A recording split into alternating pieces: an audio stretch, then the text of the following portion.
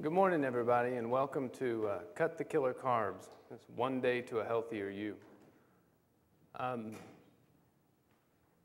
was just telling some of the attendees here that the reason that this conference is a day-long conference, it's a 6-hour conference, is that it's based in large part on a stop smoking conference that has a really high success rate, that helps people to stop smoking without having to use willpower. And that's the idea here, is that you can improve your weight, improve your diabetes, your blood pressure, take less medication without having to use a lot of willpower. And so that's what this conference is about. So we're going to go over a lot of information and a lot of material, and we'll cover some things more than once. And those things that we're covering more than once and from different perspectives, we're doing that for a reason, to take willpower out of the equation, because nothing was ever cured with willpower. This is the medical disclaimer, and I'm going to go ahead and read this to you in its entirety. The material in this presentation, in the audio CD that you all received for free, or in the printed material, is for informational purposes only and is not intended as a substitute for the advice and care of your physician. Any new lifestyle program is outlined in this material, in the audio CD, or in the presentation should be followed only after first consulting with your physician to make sure that it's appropriate for your individual circumstance. The author and publisher disclaim any responsibility for any adverse effects that may result from the use or application of the information contained in the presentation, in the audio CD, or in the printed material. Now I've done my legal duty. So this first hour, I'm going to introduce myself to begin with, and then we're going to talk about my story, including my weight story of my life, and talk a lot about how the human body works. And these are things that you should understand about your body. I'll tell you how it's taught in medical school, and then how I've come to realize that your human body really should work, the way your human body is really intended to work. And I love this graphic. I don't know why. But I think this is a Paleolithic man. And what we're going to do today is just put our heads together and we're going to think about food. Challenge a lot of your beliefs about food and a lot of things that you may have thought were healthy for you. And the reason you thought they were healthy was because health authorities and people who love you, they told you they were healthy, you know. But we're going to challenge those beliefs together. And an important point is that I don't know all the answers. Your doctor doesn't actually know all the answers. And the people on TV certainly don't know all the answers. The people who give you health advice on TV all the time, and they say, you know, don't eat this, you need to eat this, eat celery instead of potato chips, and, you know, on and on. The only way that you can know the answer is from your own experience. And that's why I'm going to encourage you to go see your doctor before you start the low-carb lifestyle. And then go see your doctor afterwards, because you need to be convinced that for yourself personally, you're doing something healthy for yourself. Not only that you can lose the weight and fit into your clothes that you haven't been able to fit into, but also you have to be convinced that the method that you're eating is the way you were intended to eat. And how do you know it's the way you were intended to eat? Well, it's because your cholesterol improves, your blood pressure improves, your heart disease risk factors improve. So you have to know the answers from your own experience and not from, don't trust what you hear on the television. Okay, so we'll start with the weight story of my life. And this is kind of funny. So we started off, or I started off, not we, I was a baby. And then I got to high school, and when I got to high school, I was 180, excuse me. It's not looking great. So when I got to high school, I was 180 pounds, and that was pretty normal weight for me in high school. And I thought I fell in love with the girl. And the girl was an exercise fanatic, and she was a health fanatic. And so anyway, I started running, and I ran 5 miles a day. And I ran 5 miles a day. And also, I starved myself. I felt hungry at the time. But running 5 miles a day and starving yourself will get results. And I was 160 pounds. So I went from 180 to 160. Problem, I had a pit in my stomach the whole time. And this weight loss experience stuck with me my whole life, such that whenever I gained weight, I always thought if I could only get used to the feeling of feeling hungry all the time, I would lose weight. But it's not normal. You know, it's not normal to feel hungry all the time, and you can't sustain this. So then, this was high school. I went to college, and in college there's a thing called the freshman 15. That's when you put on 15 pounds when you go to college. Well, guess what I did? The freshman 30. So 190 pounds. So I got 190. And all you can eat dining card can do for you when you have no clue about what you're supposed to eat. Combine those two things. And then I stayed this weight for quite some time and went through medical school and my residency. And when I went to my residency, or when I was in my residency, I was depressed for a year. I don't actually know what my weight was. I never weighed myself, but I fit into some sort of, I fit into really small pants that I'd never been able to wear before. So I know that I was very small. But during this period, number one, I was depressed, and number two, I didn't eat.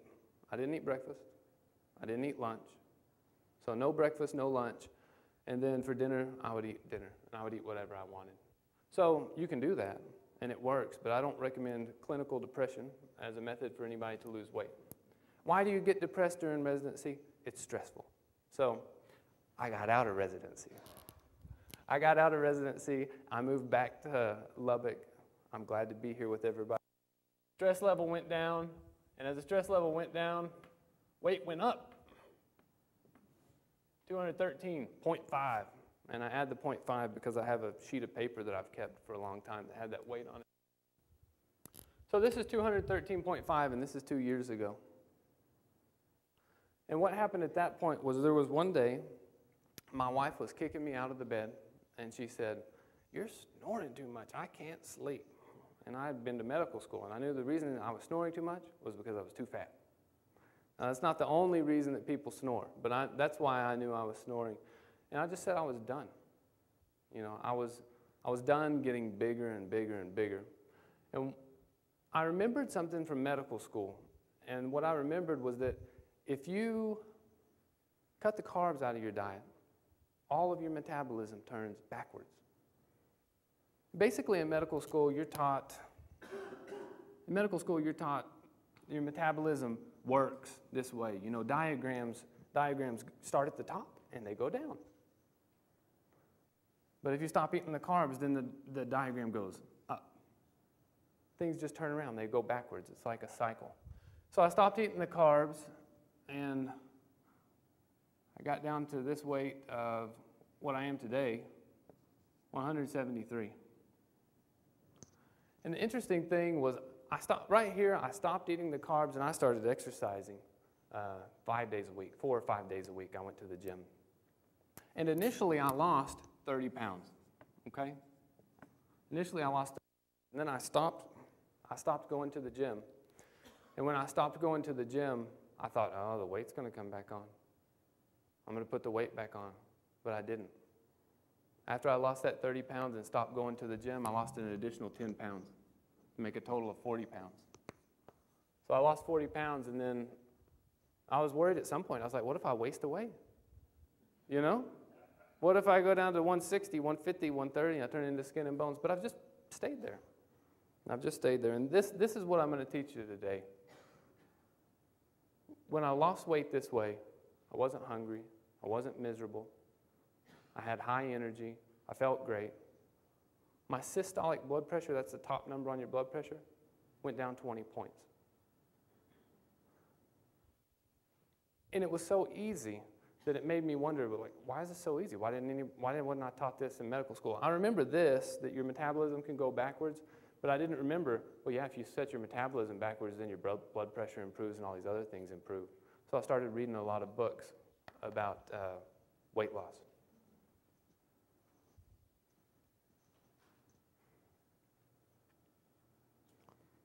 So here's my blood pressure. This is actually, so this is a different scale. This is the scale at the doctor's office. My weight at the bottom on this 2011, my weight's 209 pounds. And in 2013, 169. So either way you count it, it's 40 pounds. And then my blood pressure, see this is my systolic, 142 or 126. You know? And that's the point of one of the points of this seminar is that that's without drugs.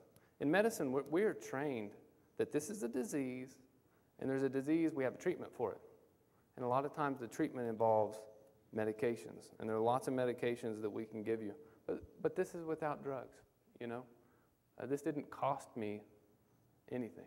It didn't cost me a prescription copay every month for 2 years to get my blood pressure down like that. And this is an important realization that I had, and I want to share with you, is that your body is perfect right now. Right at this moment, right as you sit there, your body is perfect. All that you need to do to achieve your ideal weight and to improve your health and to maintain that weight for life is to just feed your body fuel that it understands. There are certain fuels that your body just doesn't understand, and those are the refined carbs. And that's what's on the list on the whiteboard, the killer carbs, and we're going to refer to that a lot during the day. Refined carbohydrates, refined carbohydrates are anything that comes out of a machine, anything that's made out of flour, anything that has processed sugar, and then cereal grains and corn and rice. Those refined carbohydrates, those are essentially new additions to the human diet. They weren't a part of the human diet for most of human history. Well, prehistory, since it wasn't written. But for most of human existence, and for that reason, your body doesn't know how to process those foods. I mean, your body is a well-tuned machine with just millions of chemical reactions going on every single second of every single day. But when you feed it these processed carbohydrates, it doesn't know how to handle those things. Those are foreign material. So if you're unhappy with your body, just remember, it's perfect, and it really is.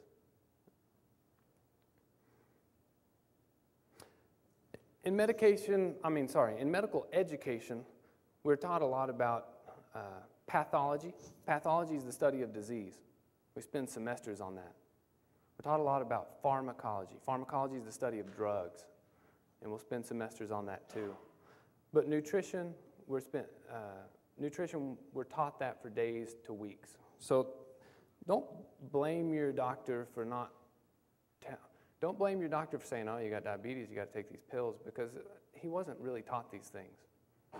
If I had been taught these things in medical school, I would remember, you know. One thing we were taught in medical school was the whole foods diet, and the whole foods diet said, you know, you should eat foods that are more whole and less processed. And that made sense. Where you get into trouble with that kind of diet is you think white flour is very processed. Wheat flour is processed. So wheat flour is more whole. Flour altogether, whether it's white or wheat, is going to raise your blood sugar. It's going to put weight on your body. So it should be avoided, and we'll talk about that a little bit later. Another thing in medical education is we're taught that obesity, which means overweight, that means being a certain amount overweight, is that obesity kind of leads to these other diseases. You know, patients are overweight, and when they're overweight, it leads to diabetes and heart disease, even acid reflux disease and high blood pressure, sleep apnea, and it's associated with certain cancers. But what we're going to talk about today is that obesity is just another symptom. It's just that one more symptom in this whole syndrome of diseases that all run together. The cause is insulin. And what causes the insulin to be high? eating refined carbohydrates.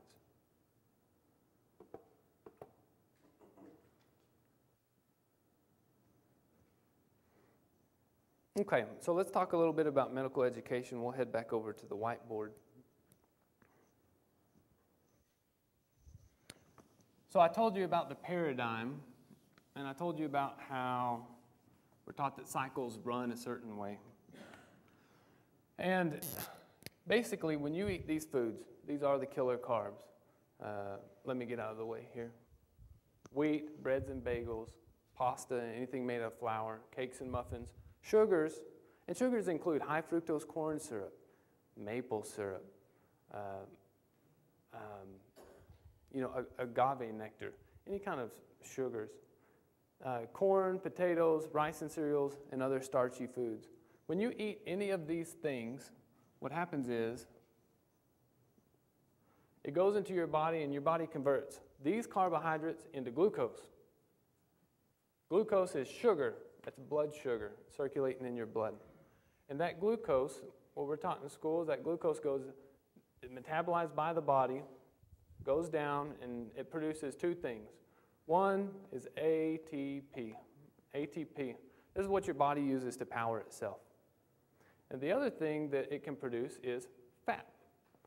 So it stores the glucose as fat, or the body burns the glucose as energy. And this is taught as normal human metabolism. However, there is also a way, and this is the reverse, that the fat can be turned into glucose and the fat can be turned into ATP. You can see, as soon as we draw this, it's a paradigm. It's a paradigm, it's a model, it's a template that says burning glucose is normal. It says eating these refined carbohydrates, turning all that into glucose and turning it into energy and fat is normal. Because if it was not normal, this thing would be upside down. And that's what I'm trying to say here, is that it's not normal. Normal human metabolism should be fat. And this fat comes from either your body or from the fats and protein, the fats that you eat. And you take that fat and you burn that fat and you make ATP. That's energy for your body. That's energy for you to move. And you can also use some of it to make glucose, or you can make ketones.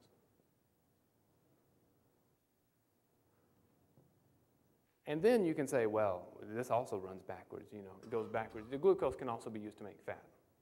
And this is the way that it should be taught. The reason it's taught with sugar on top is because the people who discovered sugar and discovered these metabolic pathways, they were essentially like Western physicians, Western scientists, who started from the preconception that eating lots and lots of wheat and eating lots and lots of sugar and potatoes is normal. But it's not. And we'll talk about why it's not normal.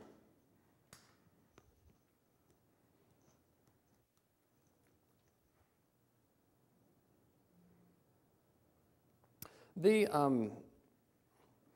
may have heard of this thing, it's called the Paleo diet.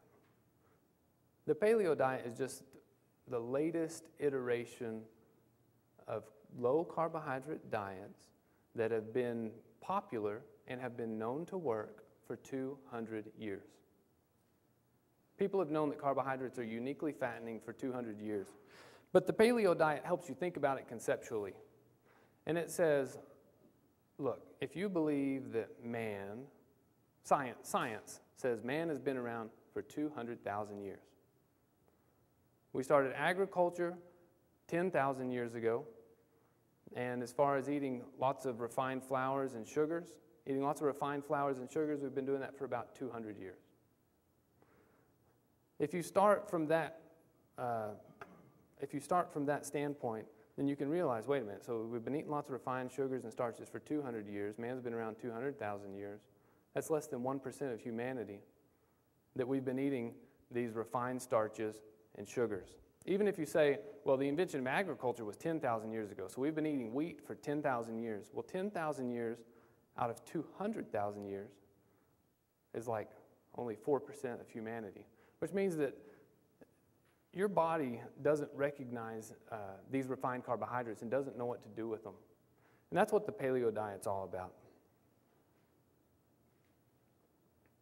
These are the high-carb foods we just went through on the whiteboard. These are the new additions to your diet. These are the foods that your body doesn't know how to process. Insulin, this is another thing that we're taught in medical school. Some of you might know about insulin because you're diabetic, or you may know of people who are diabetic, they take insulin. But basically in medical school we're taught you eat these, and that makes glucose. Glucose gets into your bloodstream,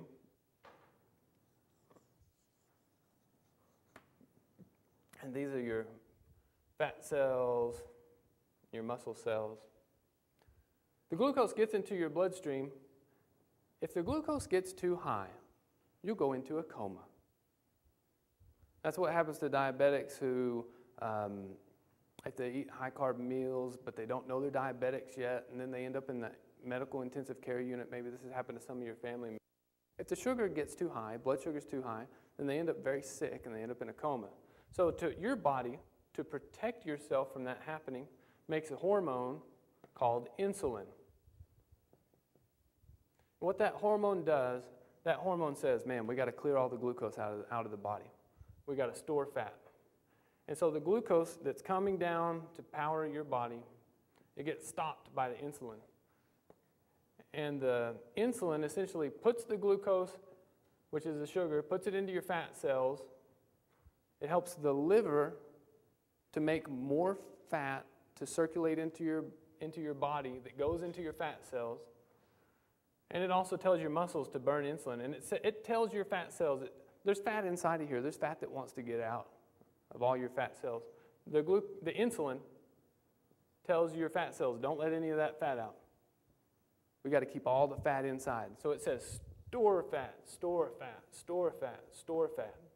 And this insulin, this is the number one hormone that says to store fat. How does the insulin get elevated? Insulin gets elevated by eating these carbohydrates. These carbohydrates cause the blood sugar to go high, which causes the insulin. And it's the insulin itself that causes you to store fat. And see, this is taught as normal human hormonal regulation of blood sugar. That says, look, it's normal to eat all these foods. And when you eat all these foods, it's normal for the glucose to go really high. But don't worry, the insulin will take care of it. What happens if you take insulin? Let's say you stop eating these carbohydrates, okay? You take insulin out of the picture. Then what happens?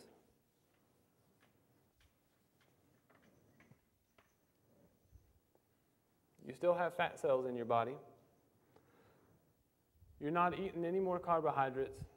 And so in the absence of insulin, your fat cells say, provide energy, provide energy, provide energy, provide energy. So your fat cells are fueling your body. And you might say, well, you know what? How do I exist if I don't have any glucose? I'm not eating carbohydrates. You have this wonderful organ called your liver. Your liver makes some glucose. Low amounts of glucose, you don't need a lot of it. This fat can be used to make both energy and glucose, both, from this fat. So you say, well, this looks like I would be getting skinnier. And that's what happens, you know. You get skinnier because these fat cells, they shrink. And I would say that this for 99% of human history, is the normal way that metabolism worked. The only time, think about carbohydrates, say, you know, for Paleolithic man, that's why they call it the Paleo diet. Paleolithic man, the only time he would really eat carbohydrates would be during the summer, when fruits are out, and when the fruits are ripe. And when those fruits are ripe, he'd want to fatten up for the winter. And that's exactly what the paleo diet's about. You know, he would eat fruits and he would fatten up for the winter. And the thing is that now we have these refined carbohydrates our bodies don't understand, and they're around year long. So we're not fattening up for the winter, we just kind of fatten up. So this is an interesting diagram. This is a blood sugar diagram. This is a guy who's a healthy guy, and he had 2 different meals, and the meal on top, this meal on top is a tuna sandwich on whole wheat bread, low-fat yogurt, an apple, and an energy bar. He actually ate that while he was at an obesity conference. That's what they served for lunch. And at the obesity conference where they served that for lunch, his blood sugar went from 90, that's like normal blood sugar, went from 90 to 180 within an hour. So this is like a normal, healthy response to blood sugar when somebody eats these refined carbohydrates. Blood sugar doubles, okay? This meal on the bottom, this is a giant steak. This is béarnaise sauce. Béarnaise sauce is egg yolks and heavy cream. Sounds very unhealthy. And then he had some vegetables here. And when he ate this meal, his blood sugar the whole time stayed level. And this is physiologically normal. This is physiologically normal. If you look at any system in the human body, think about your body temperature. Does your body temperature double 3 times a day? No, you'd be dead. And think about your blood pressure. Does your blood pressure double 3 times a day? No, you'd probably be dead. Think about your body's pH. pH is the acid-base balance in your body. Does it double 3 times a day? No. It stays level. It's tightly regulated. So eating high protein, high fat, vegetable diet is healthy, normal, and physiologic. Eating grains, refined carbohydrates is not healthy, normal, and physiologic because it doubles your blood sugar. And every time the sugar goes up this high, you know what brings the sugar down? Insulin. And every time that insulin shows up in your body, you know what the insulin does? It tells your fat tissue, store fat, store fat, store fat, store fat. And the insulin also has a lot of other effects, and we're going to cover all those also. So the problem is this. In societies where people eat refined carbohydrates, they end up with all these diseases. And these are called diseases of civilization. And that's because they're diseases that are common in Western or civilized countries, according to, I guess, the people who makes the definition of what is a civilized country. And they include obesity and overweight, diabetes and heart disease, high blood pressure, stroke, cancers, Alzheimer's disease, cavities. And I'm not going to mention cavities anywhere else really in the presentation, so I want to talk to you about that for a second. Dental disease, oral disease, has been known for a long time to be associated with heart disease. So the more dental disease you have, the higher risk you are to have heart disease. And that never really made sense to me. I couldn't conceptualize why. What dentists will say, well, that means you need to brush your teeth 3 times a day and you need to come get your teeth cleaned twice a year. That way you don't have dental disease, so you won't have heart disease. But what cavities are and what oral disease is it's an index of carbohydrate consumption. The more refined carbohydrates you eat, which are sugars and starches, the more dental disease you have, because the bacteria that cause cavities in your mouth, what they do is they live off of the carbohydrates that you eat. I don't know if you've ever noticed at the end of the day, maybe your teeth feel all kind of crusty or dirty or whatever, and that happens to me sometimes. But when you start eating a low-carb diet and you cut the refined carbohydrates out of your diet, your teeth feel like you just brushed them at the end of the day. And that's how I kind of realized, oh, well, cavities, that's an index of how much carbs you eat. And then there's some other diseases, appendicitis, ulcers, diverticulitis, gallstones, and then hemorrhoids, varicose veins, and constipation. These are all common diseases of Western man. So what I'm saying is that these foods on the left, these refined carbohydrates and high carbohydrate starchy foods, cause the diseases on the right. And so you'd ask, does that seem normal to you? You know, I mean, let's say I had a vial, you know, a vial right here, and I said, take this vial. You take this, it's a medicine. You'd say, well, what does it do? I'd say, well, this liquid in this vial, it causes obesity, diabetes, heart disease, blood pressure, stroke, cancer, Alzheimer's disease, cavities, appendicitis, ulcers, diverticulitis, gallstones, hemorrhoids, etc. What would you say? No way. You know, you wouldn't take the vial because you recognize what it is. So, I mean, what would you call what I had in that vial? Anybody want to throw something out?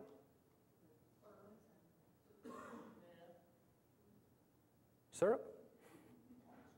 Syrup, a toxin, a poison. And that's what I'm telling you, is that these refined carbohydrates to you are a poison. I'm not saying that they're a poison for everyone, because everybody knows somebody in their life who can eat whatever they want. My brother-in-law can eat as much as he wants, whenever he wants, of whatever he wants, and he always starts dinner with 2 desserts. That's where it begins. 2 desserts, start dinner, and then he eats a meal. And he's rail thin, you know. So are refined carbohydrates a poison to him? Probably not. But if you're struggling with your weight, if you have diabetes, if you have high blood pressure, you have high cholesterol, obesity, you know, if you're just having trouble achieving your ideal weight and maintaining it, then these foods are, to you, a poison.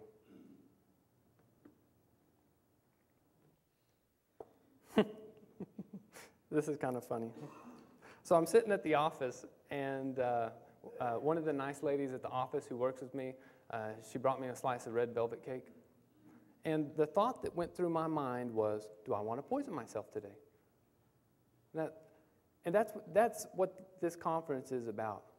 This conference is for you to recognize that these foods to you, they're not just foods, they're not just comfort foods, they're not just a roll, but they are poison to you. And for you to ask yourself that question when somebody brings you a piece of cake, do I want to poison myself today? And sometimes the answer might be yes, because when it's my birthday, guess what? I'm going to have birthday cake on my birthday. But if it's not my birthday, I'm probably going to avoid the poison. I don't know if you believe in evolution or not, and I'm not trying to get anybody to believe in evolution. But the way that I've always thought about it was that God created man. And how God created man, well, you know, God started off with the animals and the monkeys and all that sort of stuff, and then man came at the end. And so for me personally, I've never had any problem with the concept of evolution and the concept of creation. They always made sense to me and went together. But basically, this idea is, the way evolution is taught, is that this took millions of years, millions and millions of years to get to this point. Right at the end, we blew up, you know? So, I mean, what happened, right? What happened? And this is refined, there are all sorts of studies, but basically in the last 100 years or so, refined carbohydrates and sugar consumption have doubled and tripled. And in the last 30 or so years, we've been taught, eat more healthy whole grains. Eat more heart-healthy whole grains. And a heart-healthy whole grain is a refined carbohydrate. And there have also been changes to the way that wheat was grown. In the 1960s, wheat was hybridized and modified so that it grew shorter, it grew faster, and it would feed more people. And modern wheat does feed more people, but modern wheat has proteins in it that ancient wheats didn't. And we don't exactly know what they do, but we do know that wheat spikes your blood sugar.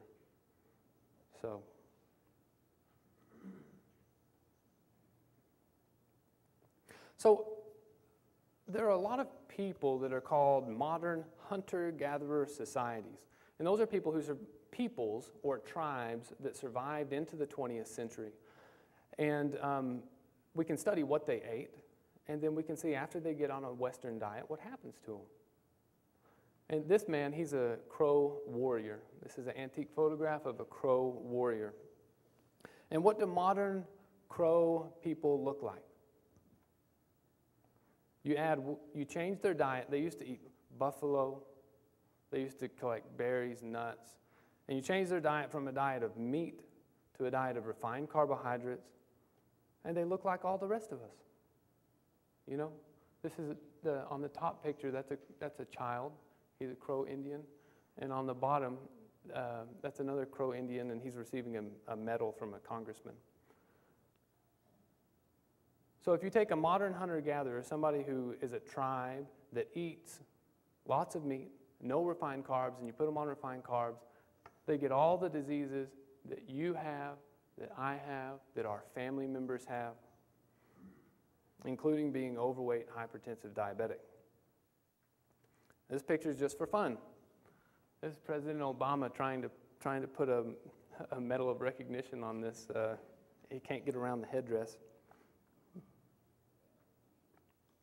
This is another group of people that survived into the 20th century as an isolated group, not eating Western foods. These are the Inuit, commonly known as Eskimos. And this looks like a really happy little Eskimo family. And these people survive for 9 months out of the year. Traditionally, 9 months out of the year, the only thing they eat is meat, period. They eat meat and fat, because when you kill a whale, there's a lot of meat and there's a lot of fat. There's no carbohydrates in the whale. So 9 months out of the year, they'll eat whale meat and whale fat, caribou, and then they look like kind of slim, healthy people. And in these populations, they don't have the diseases of civilization. They don't have diabetes. In fact, cancer is unheard of in these populations. Then you put them on a Western diet, you feed them refined carbs, and what happens? These are some these photographs are taken from a video that's listed in your handout. It's called My Big Fat Diet Canada. And I suggest you all watch it, My Big Fat Diet Canada, and it's listed in there and has a URL. But this is a father and his two daughters who are, the two daughters are morbidly obese, and the father, he's heavy too. And he has diabetes, high blood pressure, he's on heart pills. And so another modern society, you take them off their meat-based diet, and you put them on a carbohydrate diet, and this is what happens. Now, the thing that's inspiring about this is that in the movie My Big Fat Diet Canada, in that documentary, this father, everybody in the whole town, they go on a low-carb diet. That's what the documentary is about. And so this father, he says that within 4 days, he's off 75% of his medications, and he's off 100% of his medications in 2 months. And that's one of the things that is inspiring, or was inspiring to me, and one of the things that I really want to share with you is that you have a choice. You know, let's go over to the board.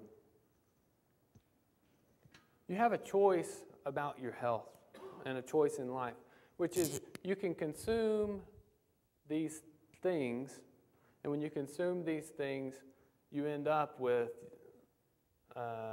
diabetes and high blood pressure and heart disease. You end up with these diseases, and after that, then you get the pills. And sometimes for diabetes, you get 1 pill, then 2 pills, then 3 pills, then they put you on insulin, right? High blood pressure, did you know there's over 200 high blood pressure medicines listed on the WebMD website? And in heart disease, they put you on cholesterol medications and aspirin, etc. So you can go down this path. If things get bad, then you need surgery. You have to have bypass surgery. And if things get bad here, then patients ending up having eye surgery, and they end up having amputations and chronic wounds, etc., etc., etc., okay? So you can do all this, and that's your choice. Or you can do this. Just say, I'm done. You know? I'm done playing with these snakes. That's what Dave Ramsey would say.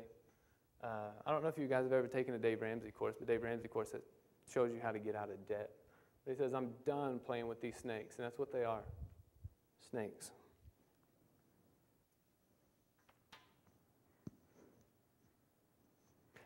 And the other thing is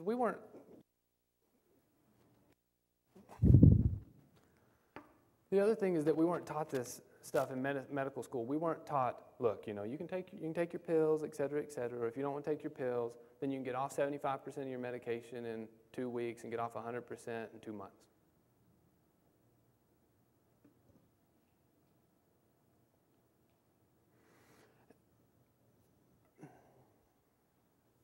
So why do we get overweight? Why do we overeat? And the reason we overeat is because of hormones.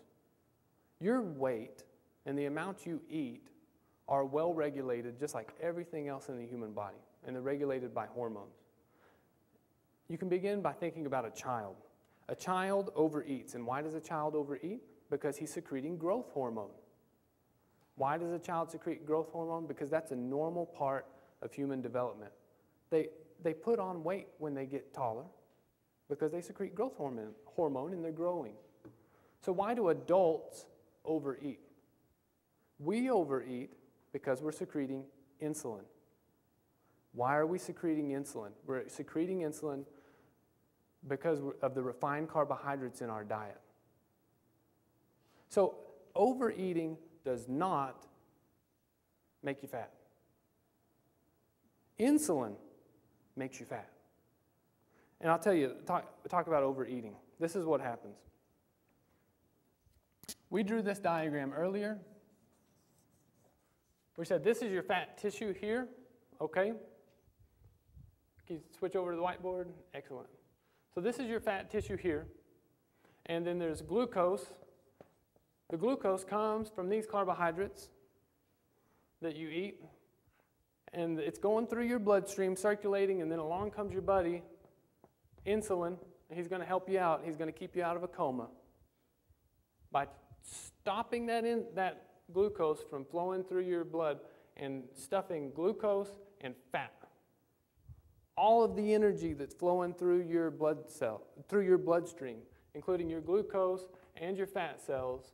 Your fat. There's fat in your blood. The insulin says, put all that into the fat tissue, put it in the fat tissue, put it in the fat tissue, put it in the fat tissue. And what happens at the end? Do you have a lot of energy to go to the gym? Do you have energy to play with your kids? Do you have energy to go on a walk after dinner? No. You want to sit on the couch. You want to sit on the couch because the insulin is robbing your bloodstream of your energy. What you feel like here is you feel like, I don't have any energy to do anything. And this isn't normal. God or nature, however you believe, God or nature wants you to have energy and wants you to feel great. He wants you to have enough energy to play with your kids and do what you want to do. You're not intended to be a lethargic couch potato, which goes to the exercise. This is your fat tissue. You're not eating the carbs. You're not making the insulin. All the energy is coming out of your fat tissue. Plus, you have energy from fat and protein in your diet. That's in your blood system. Now you have energy to go to the gym. Now you have energy to go on a walk. Now you have energy to play with your kids. So the insulin, it doesn't just make you fat, but it robs you of your natural, normal energy. And this is why people feel better when they eat this. If you don't eat the carbs and all you eat, don't eat the killer carbs. Let me say something here. Anytime I refer to carbs and I say don't eat the carbs, I'm talking about these. I'm not talking about all carbohydrates. We'll go over that a little bit later. But if you don't eat the carbs and all you eat is fat and protein, you feel wonderful. You have energy like a child. You have energy you thought you had lost. And you have that energy because it's all coming out of your fat cells and it's coming from your diet. And there's no insulin that's blocking this up. Okay?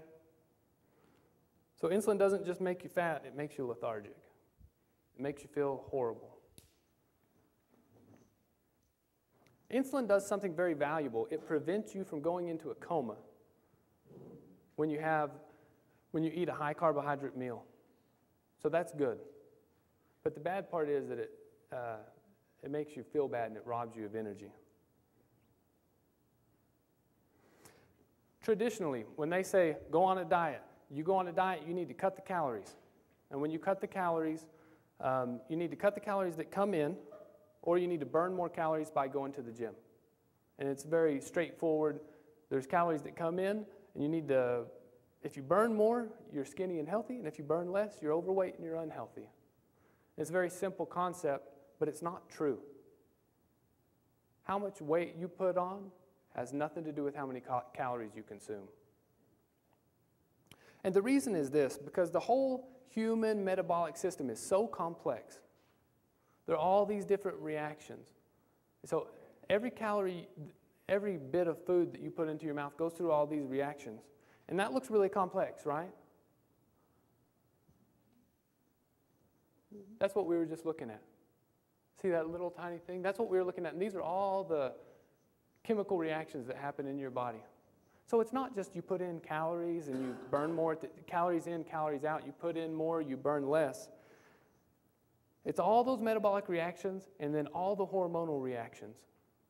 I call it biological systems dieting because you feed fuel into this whole biological system. It's not just how many calories come in, how many calories go out. It's not that simple. In Dr. Atkins' book, he talks about this ketosis lipolysis. Ketosis lipolysis is simply your body's burning fat for energy. And my contention is that this is the normal state of human metabolism. And that for 99% of humanity, people walked around in ketosis lipolysis all day long, every single day. And it's only in the last several decades that we've eaten so many carbohydrates that we've just made it to where we operate on blood glucose instead of operating on ketones and our fat. And that all those biological systems and hormones, they ought to keep your blood sugar just like this, all day long, flat. 90, all day long. But if you eat those carbs, it doubles and doubles and doubles 3 times a day. So which one's physiologic? Which one's normal? High carb, refined carb, or meat, fat, and vegetables? We'll talk a little bit about cholesterol. Basically, the concept of high cholesterol is out of date. They discovered early on that people who had exceedingly high total cholesterol had a high risk of having a heart attack. But then they came along and they said, well, cholesterol, it's not just whether it's high or low, it depends on your HDL, because HDL is actually good. You want HDL cholesterol to be high. And then they said, well, part of the cholesterol is called triglycerides, which is a type of VLDL cholesterol. And they said, well, high triglycerides, that's the risk for heart disease. And it still is a risk factor. And then they said, well, LDL is your bad cholesterol. They said, you don't want your bad cholesterol to be too high. They don't actually measure LDL, they calculate it. And the thing about LDL cholesterol is it doesn't actually matter if your LDL is high or low. What matters is that whether your LDL particles are small or large. And small LDL particles put you at risk for heart attack. And this is something that your doctor has never measured. He's probably never measured your small LDL. And that's why there's a sheet toward the back of the handout, and it says to take to your doctor things for him to measure on you. And one of them for him to measure is your small LDL. And all of these are improved with a low-carb diet. Your HDL gets better, your triglycerides get better, your small LDL changes to large LDL. It gets better when you eat a low-carb diet. So normal triglycerides, this is my blood work. Normal triglycerides are 10 to 150. Mine are 43. A lot of people, so I'm eating fat, saturated fat, protein, and vegetables all day, every day, all the eggs I want, all the bacon I want, all the sausage I want, and my triglycerides are 43. My HDL, which is my good cholesterol, is 55. And normal is 29 to 71. This is an interesting point here. This lipoprotein beta serum, quantitative, calculated. This is the LDL. This is what they call the LDL in this printout. It's calculated. They don't measure it. They take your triglycerides and your HDL, and they calculate what they think your LDL is. So this doesn't actually tell me anything about my LDL, because I need to know if my LDL is small or large. And it's not, they didn't measure it, they just calculated it. So when you see your doctor, you should have him actually measure your small LDL. These are the risk factors. We talked about that. We'll hit that again later. Let's see if this is the HDL slide. Yeah. So what is this HDL cholesterol, the good cholesterol? When your body is getting rid of all the fats, your body is dumping all the fat out of your fat tissue and you're burning it as fuel, that requires a lot of HDL cholesterol. So HDL is not something you can eat. HDL is not something you can improve by taking a pill. If you want to improve your HDL cholesterol, you cut the killer carbs. If you have high HDL, it's actually a marker that your metabolism is going the way it's supposed to go, that your fat is burning and that you're not burning sugar. Just for a second, we talked about insulin is what causes fat growth. Insulin is what makes us fat. And these are the ways that it happens. Basically, insulin stimulates everything it can stimulate to put fat into the fat cell. And it inhibits everything to let fat out of the fat cells. So if you want to release the fat out of your fat cells, you want to improve your cholesterol and your blood pressure, all you have to do is not eat the killer carbs. And if you don't eat the killer carbs, you don't produce all the insulin. We talked about this, that it's the insulin that makes you tired and lethargic. Some people think, I don't go to the gym, I don't exercise enough, or that's why I'm overweight. But it's backwards. You're actually overweight, and your fat tissue and your insulin is keeping you from going to the gym and having the energy that you need. This just shows a cycle here from a textbook. But basically, these fatty acids circulate in your blood, and there's two things that can happen. They either go into the cell or they come out of the fat cell. And what you want is you want for them to come out of the fat cell. And the only thing that you need to get the fat out of your fat cell, there's one hormone that needs to be down or decreased. That's your insulin.